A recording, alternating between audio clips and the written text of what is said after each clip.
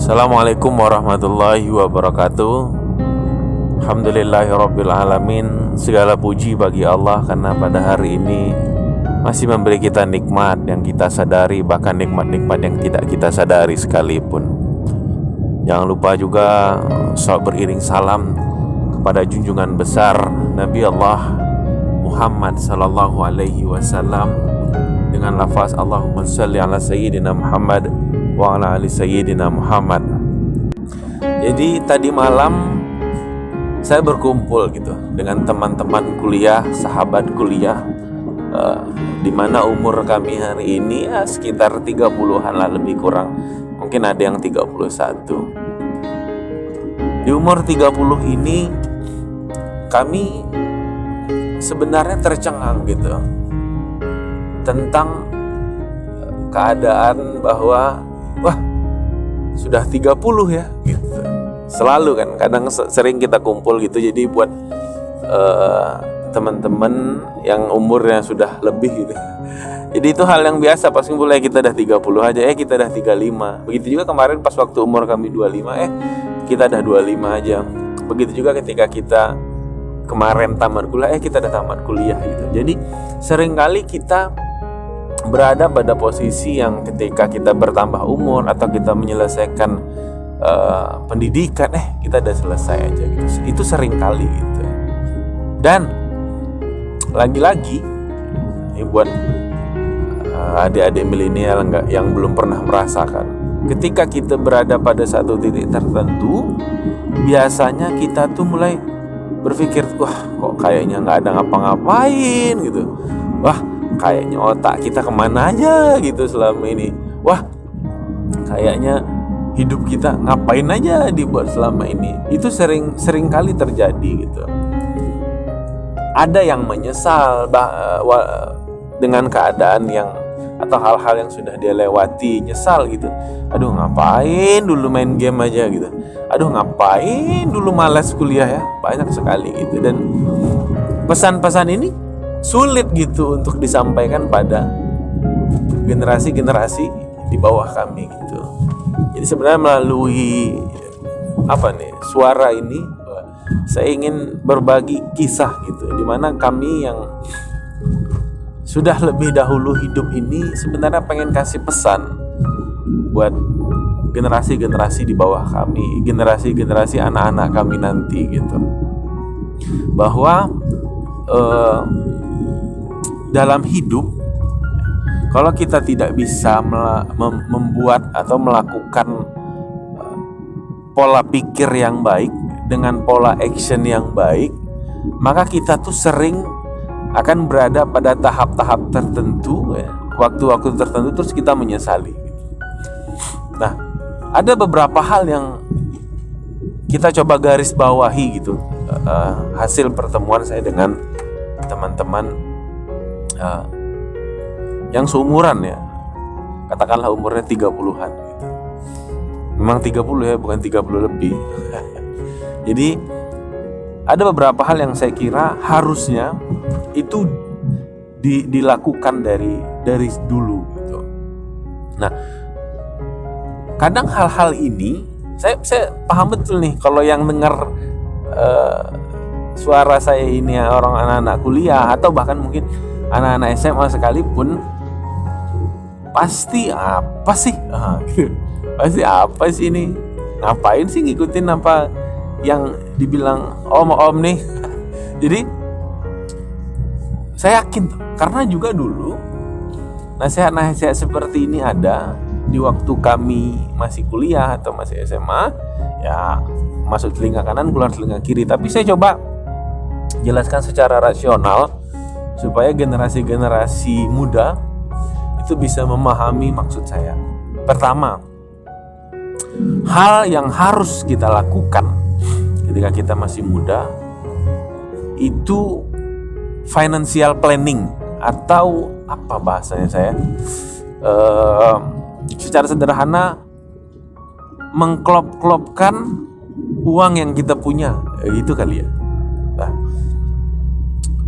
kalau dari dulu, dari uang kita yang sedikit, kita sudah bisa disiplin membagi uang, maka insya Allah ketika kita sudah punya uang banyak, itu pun akan sering terjadi. Itu akan berdampak baik, tertata gitu. Jadi sering mungkin kalian melihat bapak-bapak, ibu-ibu, mak-mak gitu yang ketika dia ngumpul dia menyesali, aduh dulu aku padahal kaya gitu, banyak duit aku. Dulu waktu kuliah ya, hasil kegiatan tuh banyak aku dapat duit. Selalu dulu. Nah, sebenarnya apa yang membedakan kita dengan orang sukses? Bukan karena penghasilan kita hari ini tidak sebesar mereka, tapi sebenarnya karena apa yang kita punya tidak berhasil kita tata secara maksimal. Salah satunya uang. Contoh saja, misalnya ketika kita mendapat uang jajan atau uang bulanan gitu ya, ketika kuliah atau SMA gitu, kita bisa memplopkannya sederhana saja gitu. Ini kita mulai dari SMA gitu, misalnya 90% yang dikasih yaitu untuk biaya hidup kita lah. Misalnya lah, nongkrong di kafe dan seterusnya. 5% sedekah, 5% tabung atau investasi. Jadi kalau sehari itu kita 10.000, anggaplah 10.000, 500 sedekah, 500 tabung. 500 rupiah saja sehari.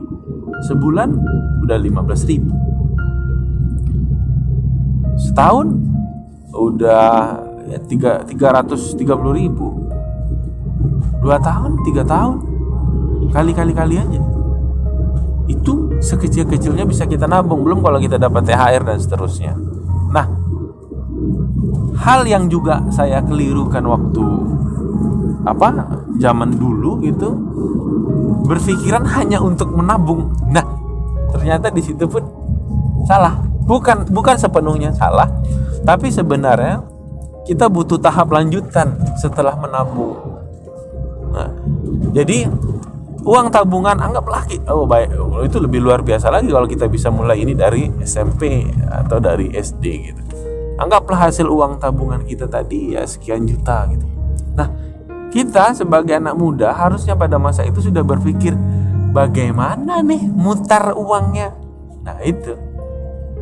Nah, kenapa saya bilang bagaimana mutar uangnya? Karena ketika kita masih muda, ketika lihat tabungan itu gatel aja gitu, pengen beli handphone, pengen beli celana, pengen beli baju dan seterusnya. Atau ketika hari itu belum bisa membuka suatu bisnis atau investasi pada satu saham, harusnya diberikan ke emas dan seterusnya. Tapi kan pola pemikiran seperti ini sangat jarang dan sangat susah bisa ada pada generasi muda yang belum menjalani pahitnya hidup.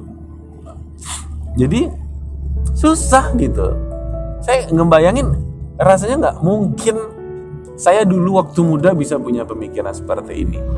Dan hal ini pasti bukan pasti ya, sebagian besar akan menimpa gitu pada anak-anak muda yang tiba-tiba udah umur 30 aja seperti kami gitu. Jadi pola pikir seperti ini ya, kesadaran seperti ini bahwa kita harus punya financial planning. Kita semudah apapun kita harus mampu mengklop-klopkan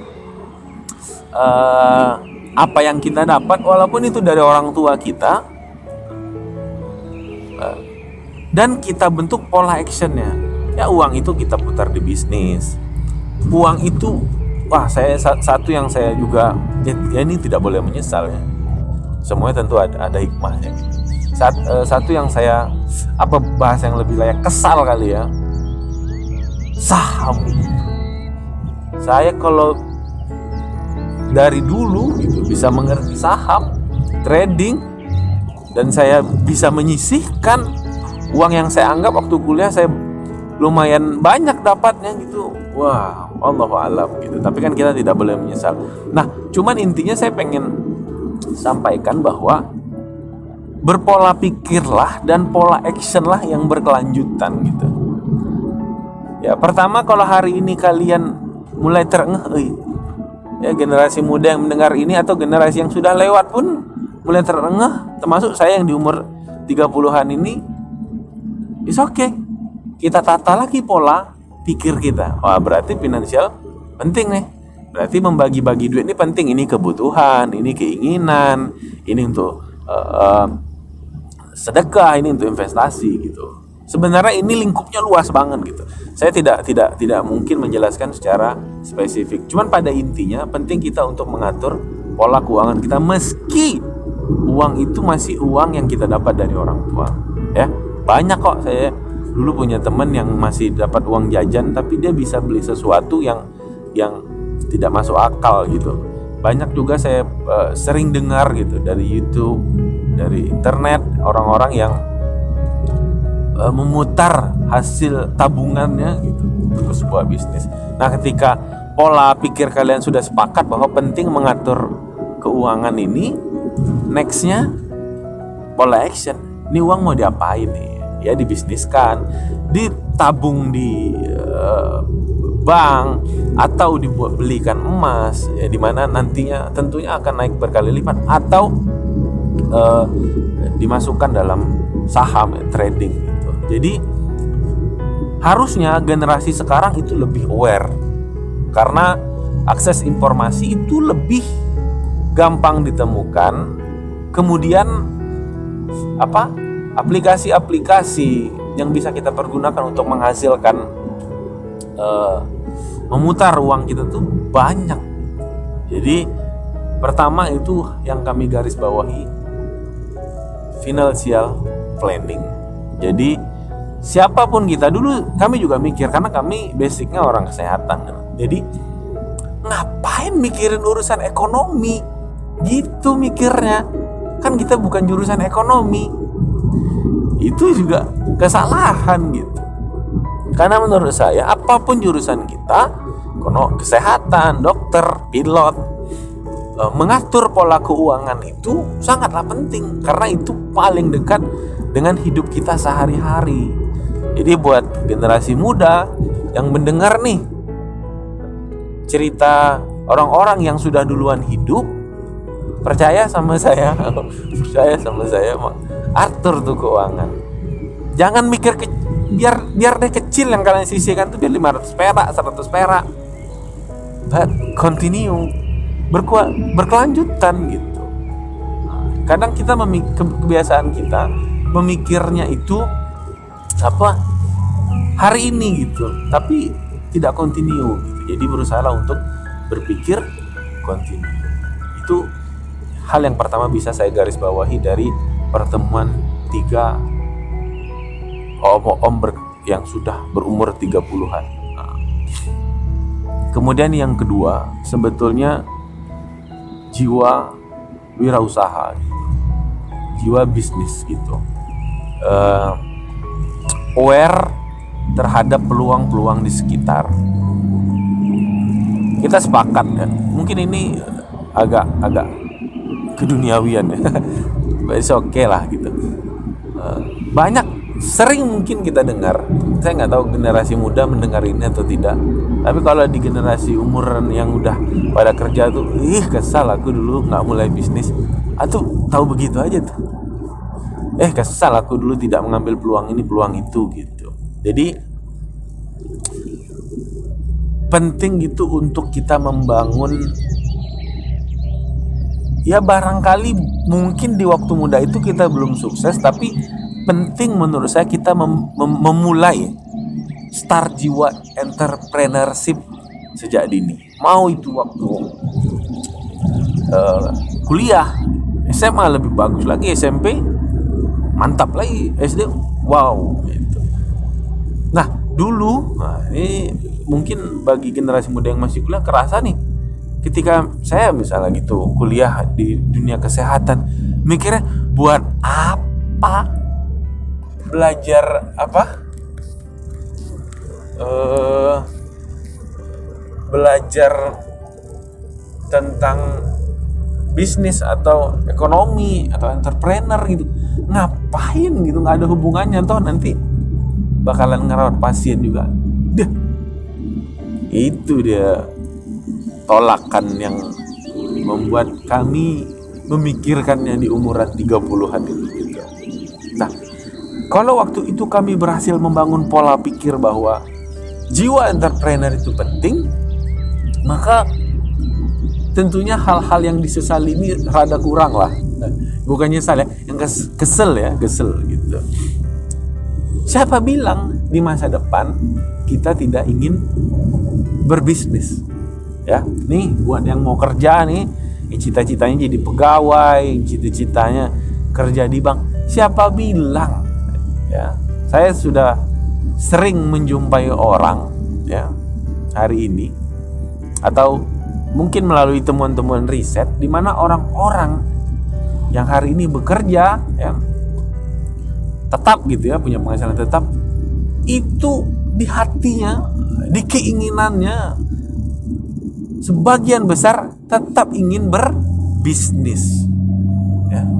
Sebagian besar, misalnya walaupun misalnya di dunia kesehatan, saya di dunia kesehatan perawat gitu, kepikiran juga, wah pengen buka klinik, wah bisnis, pengenlah sambil usaha apa gorengan, usaha minuman sehat dan seterusnya. Jadi artinya apa? Ilmu-ilmu entrepreneur, pola-pola pikiran bisnis ini harus terbangun sejak awal. Kenapa saya bilang harus terbangun? Karena prosesnya panjang. Kalau di umuran 30 gini mau mulai bisnis, tidak salah. Tapi bisnis itu ibarat naik tangga. Kita nggak bisa langsung loncat. Mungkin ada orang tertentu bisa naik lift, tapi kita pukul rata deh. Siapa yang bisa bisnis langsung celing ke atas? Nggak ada kan, tetap bertahap kan. Nah, kalau tahapnya itu kita mulai dari kita sekolah dulu, barangkali hari ini kita sudah menuai. Nah, jadi seringkali kita tidak memperdulikan itu tuh. Jiwa entrepreneur, pola-pola, wah ini harus berbisnis dan seterusnya. Jadi pesan kami untuk diri kami dan untuk generasi-generasi sebelum ini, penting tuh untuk punya pola entrepreneur. Penting tuh untuk semakin cepat mulai belajar. Ini apa sih entrepreneur nih gitu? Apa sih bisnis nih? Lebih bagus lagi dikolaborasikan dengan pola action, kalian bisa mulai dari jual pulsa waktu kuliah. Saya banyak hal yang dulu saya ketawain, hari ini saya keselin. Saya punya seorang teman, dia jurusan kesehatan. Itu dia di kelas jualan. Kesal dong. Ini anak ekonomi atau orang kesehatan. Dia jual baju, dia jual pulsa, dia jual jilbab. Kayaknya apa yang bisa dia jual, dijual. Jadi hari ini, beberapa tahun yang lalu, barulah saya sadar. Saya tidak bilang bahwa bekerja di dunia kesehatan itu tidak baik, gajinya kecil ya. Balik lagi, ini pilihan gitu. Cuman kalau kita mau hitung-hitungan, dia yang dari jualan doang, ketika di hari itu sudah memulai, ternyata dia terus jalan tuh, tidak dipedulikannya tuh omongan-omongan miring saya yang dulu masih muda dan teman-teman yang lainnya. Hari ini penghasilan dia 2 kali lipat dari pegawai, men. Itu dari bisnis yang sudah dia jalani. Dia punya toko hari ini, dia punya reseller, dia punya produk, bahkan dia punya brand sendiri. Nah, untuk menuju pada titik punya brand sendiri, dia sudah mulai sejak kuliah. Tentu beda ya. Orang yang memulainya lebih cepat, tentu dia punya masa untuk nanti dia berada pada satu titik tertentu, asal dia istiqomah, komitmen, continue, jalan terus. Nah, itu yang saya maksud. Karena nanti pada satu titik kalian bakalan mikir tuh, yang kerja ya, yang kerja, bisnis oke nih, nggak ada atur-atur orang, nggak ribet hidupnya kata kita. Tapi kan juga tidak mudah. Mungkin ada juga yang pebisnis, wah kerja oke nih, tiap bulan dapat penghasilan, dan seterusnya. Jadi itu saya kira garis kedua, bahwa sedini mungkin menanamkan jiwa wirausahaan, pola pikir entrepreneur, dilanjutkan pola action entrepreneur. Ya, mungkin secara spesifik bisa kita bahas nanti. Cuman pada intinya, waktu kita muda, semakin cepat kita memiliki pola pikir sama pola action entrepreneur, maka insya Allah itu semakin baik. Karena di masa tua, yakinlah, garis bawah insya Allah, tidak pasti ya, insya Allah itu lebih dari pasti, kalian akan berada pada posisi, ini kalau gue mulai dari dulu kaya gue. Sering tuh kan. Saya kemarin jumpa teman, dia hari ini bisnis pomade S2 tuh, bisnis pomade S2. Dia lagi distribusiin pomade-nya, ribuan pomade gitu ke daerah-daerah. Terus dia ngomong, nyeletuk gitu, "Bang, ini bang, kalau kita mulai waktu kuliah bang, berapa banyak tuh bang mahasiswa kita bang, berapa kegiatan yang kita pegang yang bisa kita kolaborasikan bang, kaya kita bang." Ya mungkin itu kalimat penyesalan ya, bukan titik penyesalannya yang mau saya bahas, tapi bahwa banyak hal yang ketika kita mampu memulainya waktu kita sekolah, maka hari ini kita akan menuai gitu, ya. Jadi mungkin dua itu garis besar dari sekian banyak garis besarnya. Cuman dua aja kayaknya ini udah berapa menit nih. Mungkin jika ada kesempatan nanti saya akan share lagi. Cuman saya pengen kita anak-anak muda sadar bahwa diri ini dikonsep. Meski kita tak tahu nanti kita mau jadi apa, tapi diri ini mesti dikonsep sejak dini. Ya, mesti dikonsep sejak dini. Meski nanti kita tidak jadi sesuai yang kita konsep, setidaknya kita akan dapat pengalaman dan ilmu-ilmu itu. Jika suatu hari kalian pengen jadi pegawai yang punya bisnis gitu, konsep dari hari ini. Jika suatu hari kalian pengen jadi orang yang kerja di rumah sakit dan punya klinik, konsep sejak hari ini. Jika suatu hari kalian pengen jadi seorang yang memiliki bisnis startup aplikasi, konsep dari hari ini. Jika suatu hari kalian pengen jadi tentara, polisi yang luar biasa, konsep dari hari ini. Dan ilmu-ilmu dasar yang harusnya kalian punya, apapun jurusan kalian, apapun yang ingin kalian lakukan, adalah pola pikir dan pola action tentang financial planning dan entrepreneur. Ya, pelajari itu, maka insya Allah kalian akan terbuka. Cari informasi tentang itu. Mungkin itu saja berbagi kita pada hari ini. Mohon maaf jika terlalu lama, karena saya pengen menekankan betul supaya siapa yang mendengar ini sadar gitu.